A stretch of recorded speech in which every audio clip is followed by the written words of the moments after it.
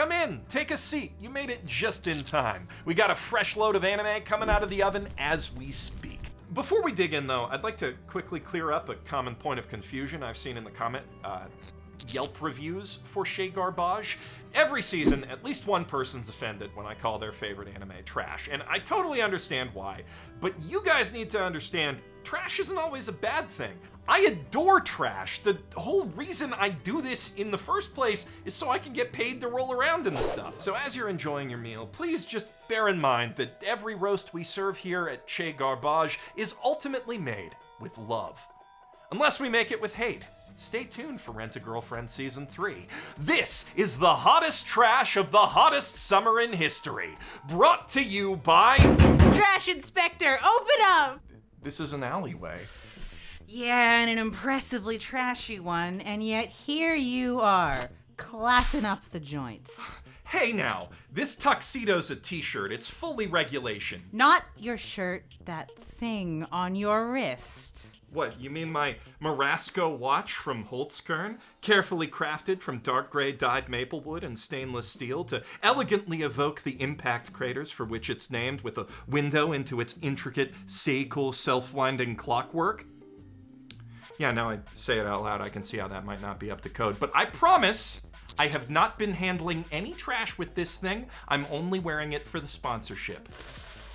I find that hard to believe. Yeah, okay, it's real nice. I was planning to wear it for the whole video. But the sponsor thing's real. Look, we got a discount code, referral link in the doobly-doo, and everything, which you can use to peruse Holtzkern's entire collection of naturally unique watches, sunglasses, bags, jewelry, and accessories, all made from uniquely natural materials like wood and stone, produced, packaged, and distributed as sustainably as possible while still shipping free to the US and EU in 2 to 5 days, so you can wear your own little personal piece of nature with pride. Heck, even the 24-month warranty cards are made of wood. That's real nice and all, but I'm afraid I still gotta write you up. Hold up. I know an Asumi vegan walnut uni case when I see one. Yeah, well, Okay, how about I give you these rose gold asterisk earrings? And we both forget we saw anything. You know, oh. All right. Sorry, doing crimes makes me nervous. I mean, I didn't do crimes. You didn't see nothing either. Also, don't worry about that whole inspection thing. Chez Garbage wouldn't serve someone of your refined palate just any old garbage. We know you're here for the primo trash. And buddy, do we ever got it this season. The first thing on tonight's menu is so tasty, I'd unironically call it summer's best anime. Zom 100 Bucket List of the Dead is a radical, deeply philosophical, artistic statement about what it truly means to live. It's also a gleefully violent, unapologetically sexy tribute to grindhouse horror greats in the very specific tradition of High School of the Dead. Like, they even do that cool thing from the HOTDOP where most of the blood splatters replaced with Technicolor paint, only all the time as a consistent aesthetic choice, not just in the opening, which really helps to lighten the mood and set this show apart from its undeniably fun, but also undeniably doomery undead anime inspo. Whereas HOTD, like most post-Snyder zombie trash, paints its apocalypse in very bleak colors outside the opening, saying optimism's for suckers and trusting people's a disease what gets you killed. Zom 100's all about looking on the bright side of undeath. Even in its moments of tragedy, it uses the undead as a persistent reminder of why our liberated wage slave hero Akira and his Chadley wannabe comic bestie Keicho need to live every day like it might be their last, instead of submitting to that grim, no fun allowed survivalism that's so typical of the genre, which tonally feels a lot more in keeping with all the gynaxiful zombo gazongas and waifu worship. It also raises the conceptual ceiling for fun anime nonsense a zombie thing can get away with, from slow-mo titty sniping to, I mean, you see that zombie shark on the poster. We were all there when Akira's obese, recently deceased boss popped like a big ol' water balloon. This anime and the manga it's based on are all about finding the fun and feeling fine with the end of the world as we know it. Oh no, I just dropped my super cool spoiler-safe manga page, upon which Best Girl directly quotes Das Kapital. You know what that means? It's time for a 5-hour video essay about the evils of capitalism, baby. Because anime and manga was invented by glorious, revolutionary intellectuals to enlighten and radicalize the proletariat so they might one day rise up against... what was right, zombies. The perfect fodder for meaningless, mindless, in no way metaphorical cartoon violence, and also for narratively justifying lots of other sexifully anarchic forms of fun by tearing down the existing social order. A thing the manga generally frames as being cool and good for most people who survive it, in a totally apolitical way, of course. That's what this anime's all about. Check out this super neat and funny zombie kill of the week, why don't you?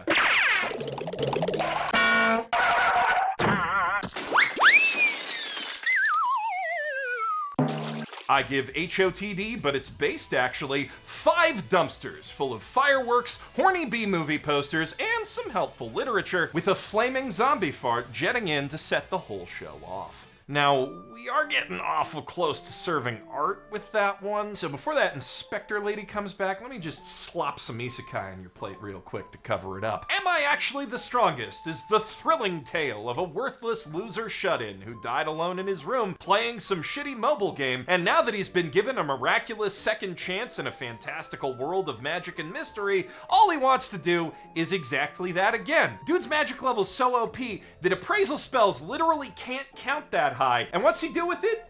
Build an exact clone of himself to live his boring life of aristocratic luxury for him while he stays in his room all day watching anime. 詳細は省くが、現代日本のネット環境にアクセスできてしまった。 Pro tip, isekai writers. Your audience wants to escape from stuff like that. I wish I could say I respect the commitment to never touching grass, but honestly, I don't, and I don't even believe it as a character motivation. I mean, the very first time this dude ever left the house in this world, he managed to magically dominate a sexy, spandex-clad dog demon into begging him to bang her, specifically so that she could make some milk for him to drink, because, oh, I forgot to mention, he was a newborn child at the time. You seriously want me to believe that a hikikomori otaku degenerate would rather conjure up a knockoff Nintendo Switch and turn his super genius polyglot Emoto into a magic iPad kid than follow the adventure line of an isekai scenario that went from 0 to titty and baby in 5 minutes flat? I call bullshit, but no, of course not. They're doing the same thing every fucking isekai does, where bro only gets out of bed in the morning for his adopted little sister, which, in a roundabout way, does eventually bring him into conflict with the Machiavellian schemes of his evil queen mommy, specifically because said Emoto gets obsessed with magical girl anime and demands he go fight bad guys in bad Zero Code Geass cosplay. But even that is way less entertaining than I'm making it sound. Am I Actually the Strongest gets 3 waste bins full of busted Amazon Fire tablets, Syscon self-help books, and curdled demon titty milk. Look, man, if I wanted to watch an anime hero lie around being a useless piece of shit, I'd just watch Level 1 Demon Lord and One Room Hero. And hey, so should you, because it's a pretty good show. Max wasn't always a piece of shit, mind you. He did save the whole dang world from a demon lord one time, but when that great ancient evil reincarnates 10 years later to check up on his old enemy, he ain't doing so hot. Turns out the kind of modern neoliberal society that arises in the absence of demonic invaders doesn't really have much use for an old-fashioned JRPG hero. Especially not one who doesn't know how to stay out of bar fights or keep it in his pants. Not that he's even wearing pants most of the time these days. Max only leaves his cramped little apartment to buy beer and porn. Unable to bear the thought of their beloved nemesis living in such a sorry state, the Demon Lord vows to help the hero shape up and get back on his feet. Ostensibly, so it'll be more satisfying when they finally knock him down again, but, really, it seems like more of a romantic thing. But whatever ulterior motives they may have, with their help and that of their swimsuit-clad secretary, Max does finally find the courage to overcome some of his past scandals, put himself out there, and get in a street brawl with a drunken demoness wearing nothing but brass knuckles and a bath towel. Then he tries to be a professional YouTuber.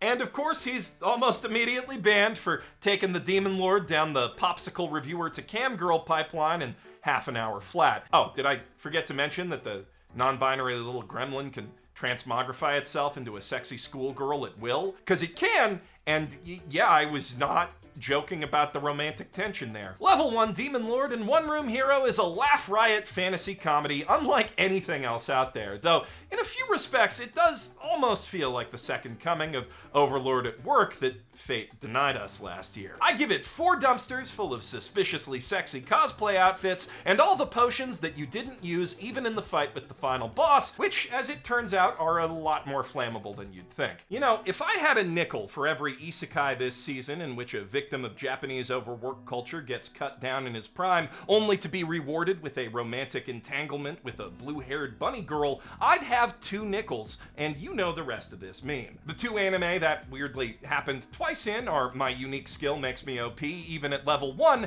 and The Great Cleric, though they really couldn't be more different in other respects. Unique Skills, more of a goofy, lighthearted, slice-of-life fantasy comedy where the blue bunny girl's mainly after Protag Kun's massive carrot, whereas Cleric's a more serious, dramatic, and politically charged tale whose bunny girl catches feelings for the hero on account of how gallantly not racist he is. Also, he's the only healer in the country who hasn't been lured in by the siren song of for-profit medicine. Which is pretty based, I guess, but I wish that message wasn't buried in a show that looks like shit, sounds even shittier, and is written like... 俺本当に転生してきたんだな。なんかめっちゃ気になるところで終わっちゃったけど。 Also, only one of these anime has anything even close to interesting world building, and it's not the one that wants to get all serious with it. Cleric's exploration of its generic light novel RPG stat system begins and ends with, wow, it sure is easier to grind away for years at a tedious job when I can see my numbers gradually going up, whereas Unique Skill imagines what an economy might look like in a world where the only means of production for any basic resource is drops from dungeon mobs, with Protag Kun's aforementioned OP skill being an S-ranked drop rate that yields, for example, bigger, juicier carrots for them bunny girls to hop on, and also a gun, which is, you know, pretty useful in a medieval combat context, and combined with the bunny girl, it's kind of given we have Ari Ferretta at home. Anyway, outside the bunny girls, the only thing these isekai really have in common is a time to stat screen in the sub 5-minute range, but that places them both firmly at the bottom of the isekai barrel.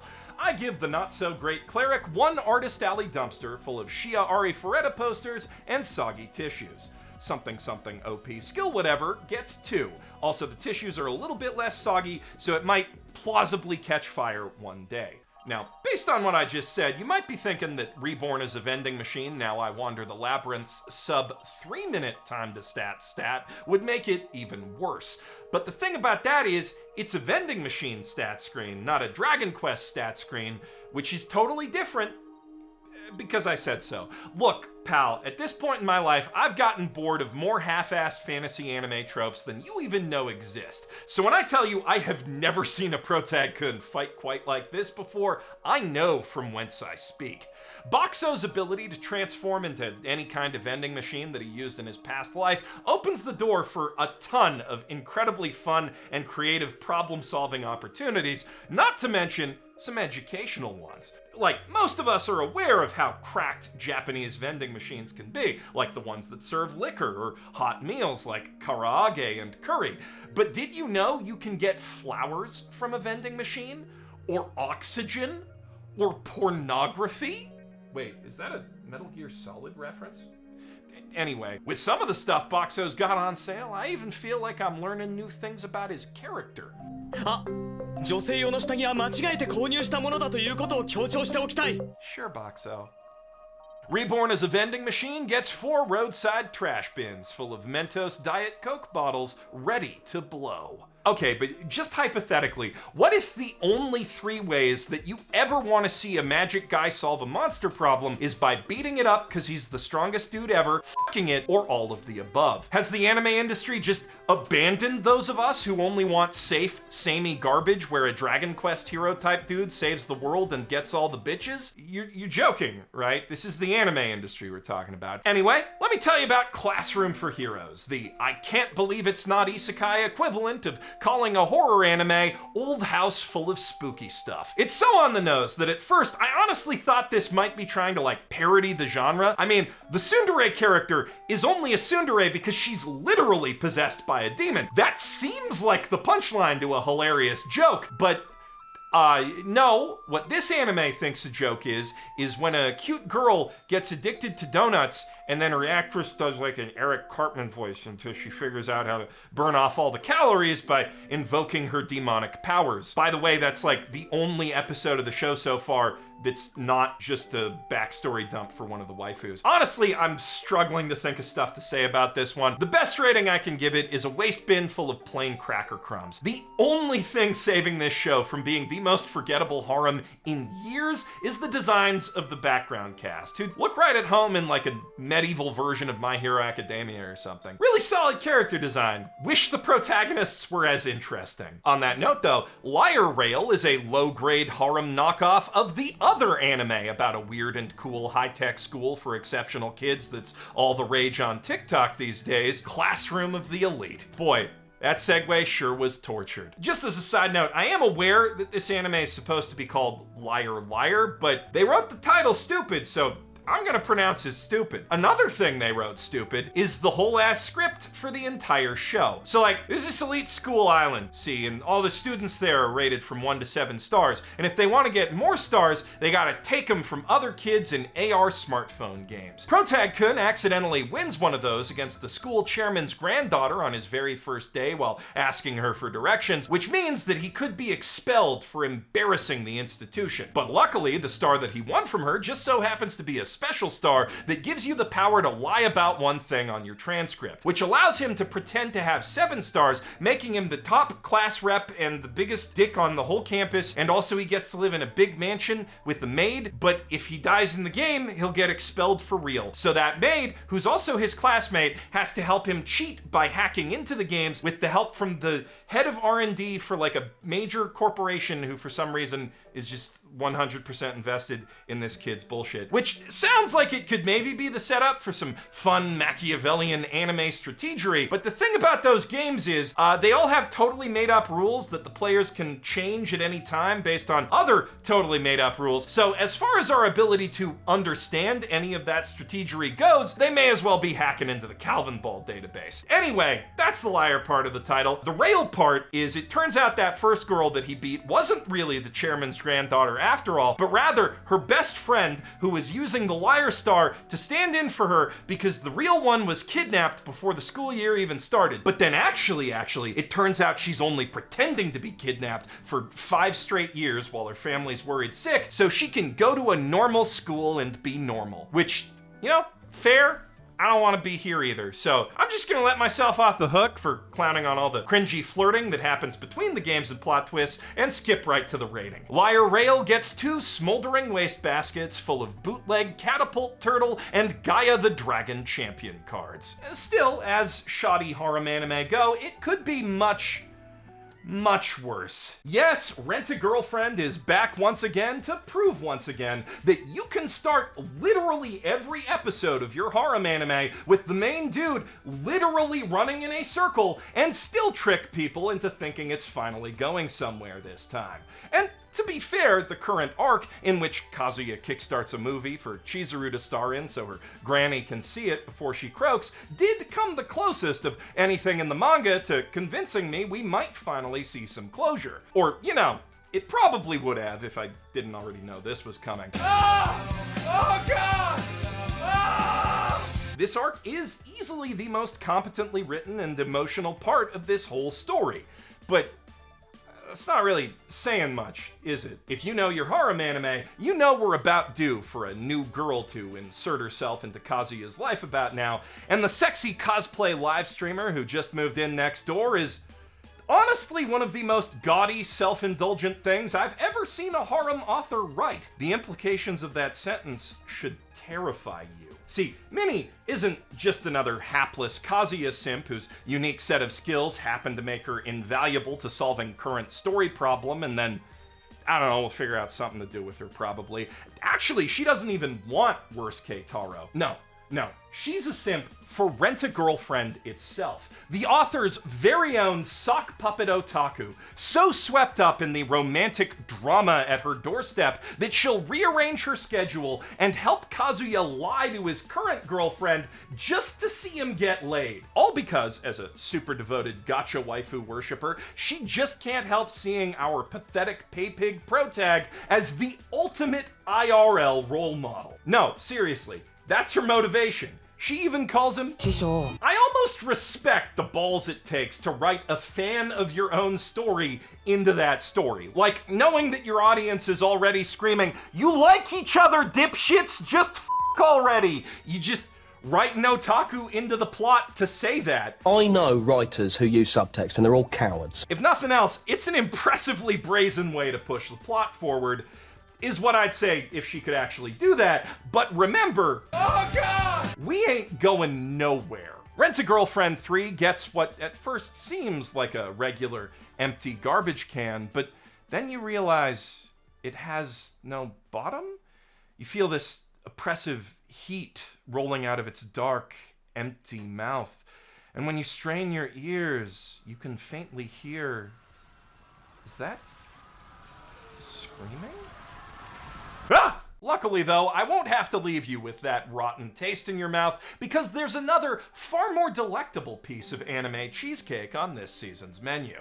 I can't promise you Tenpuru, No One Can Live on Loneliness's romance, will actually go anywhere. In fact, I would be willing to bet actual money it won't, but at least the reason it probably won't is quite original and funny. After Akemitsu Akegami's dad abandoned him for a humanitarian mission to share his dick with the women of the world, the boy swore off romance entirely, vowing he'd never be like that Ging freak who failed to raise him and probably at least a couple more siblings by this point in the timeline. However, his decades of resolve falter after a near-fatal collision with love at first sight, and before he knows it, he's teetering on the precipice of a college playboy lifestyle. The horror! Akegami figures his only hope of beating his worldly desires is to abandon them along with his worldly possessions and bunker down at a Buddhist temple until this whole late puberty thing blows over. But of course, this is a harem anime, so it turns out that the temple's fallen on hard times and been converted into a naughty nunnery. Also, his deadbeat dad owes those naughty nuns a whole mess of money, so he can't get away from the whole sexy situation even if he wanted to, which we all know he doesn't, and neither do most of his new roommates. Those roommates include, of course, the girl who started Akegami down this dark path of desire to begin with by being so darn irresistibly lovable, Yuzuki Alba, along with her slightly younger and more sexy accident-prone tsundere sister, Tsuyuko. Then we have Mia Kristoff, heiress to a prestigious dynasty of wealthy European perverts who, like Akegami, has come to this temple hoping to purge herself of all those filthy desires, along with her best friend, Kagura Baldwin, who likes to watch. There's also a couple temple residents who don't really fit into the harem, namely Kiki, the Ara auntie nun who's been watching over the girls, and Kurage, the extremely blunt youngest Alba sister whose seemingly sole reason for existing is to cause problems. She's great. If Rent-A-Girlfriend's a throwback to the worst excesses of early 2000s harems, then Tenpuru's a throwback to the best of them. A simple yet thoroughly entertaining story of ridiculous people doing ridiculous things while trying and failing to not think about how ridiculously horny they all secretly are. Which, all told, makes for a ridiculously good time. I give Tenpuru 4 of them big cozy anime bonfires where they burn all the props and shit from the school culture festival in each of the school cultural festivals you've no doubt seen in anime, only instead of a school culture festival, it's for that penis festival that you've no doubt read a weird Japan article about. That's all the trash we've got for you this evening, and I do hope you've enjoyed rolling around in it as much as I did. If you've seen any of these anime for yourself, I would love to hear what you thought of them in the comments down below, or if there's any juicy trash you think I missed, we are always trying to improve our menu's taste and selection. Also, speaking of taste, don't forget to check out Holtzkern. They got some really nice stuff, and they're offering a really nice discount. I'm Geoff Thew, trash sommelier extraordinaire, which isn't a real job, so please buy a watch.